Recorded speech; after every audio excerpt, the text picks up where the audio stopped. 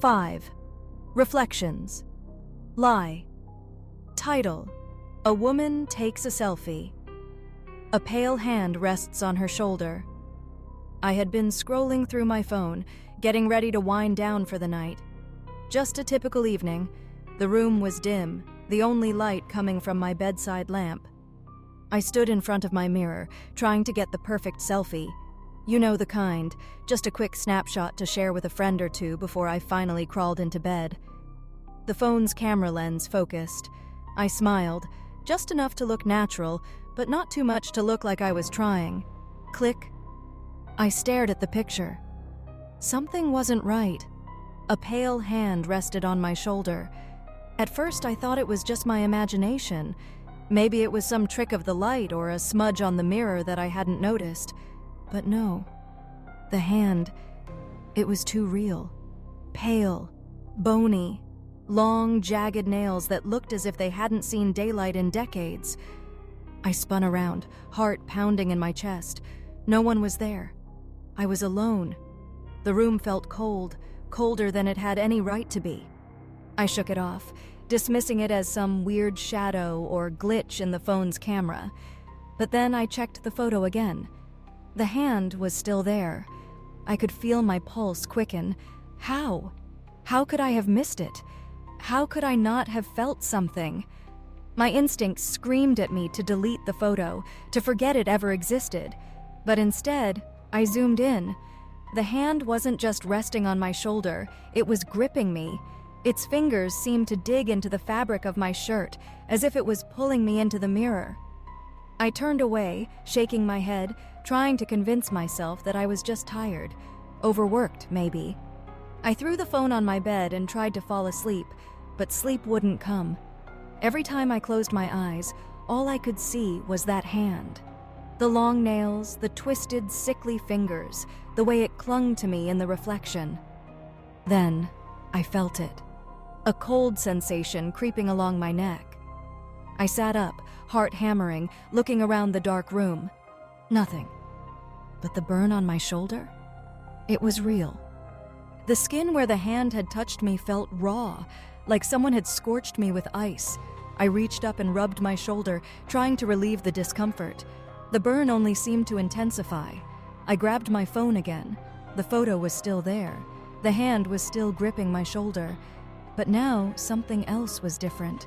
The face in the mirror, my face, had changed. The smile was gone, replaced by a twisted grin.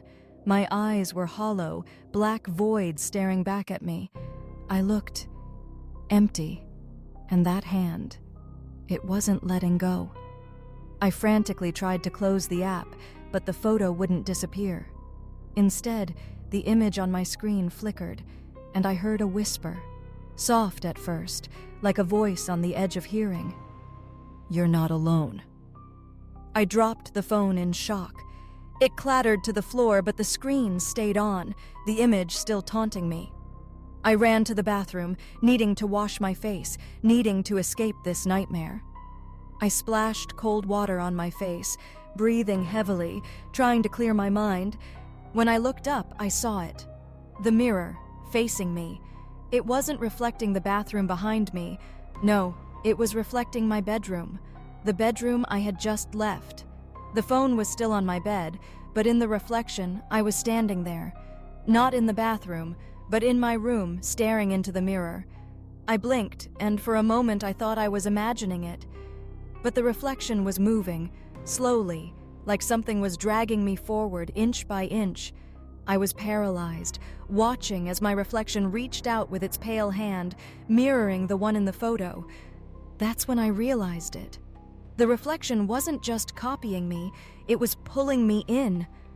I backed away, heart pounding in my chest, but no matter how far I moved, I couldn't escape the mirror. The more I looked at it, the closer I felt that cold, bony hand. It burned just like the one on my shoulder, but this time it was dragging me toward it, as if it wanted me to step inside. "You're not alone." The whisper came again, louder this time. And then, a voice, deep and rasping, broke the silence. "Come closer." I ran out of the room, my legs weak beneath me. But as I turned to look behind me, the reflection of my bedroom was still there, still following me. I felt like I was being hunted. My body burned, not just from fear, but from the touch of that hand. It was as if I could feel it, even when I wasn't near the mirror. I locked myself in the bathroom, trembling, not sure if I was awake or still trapped in some twisted dream. The reflection had been waiting.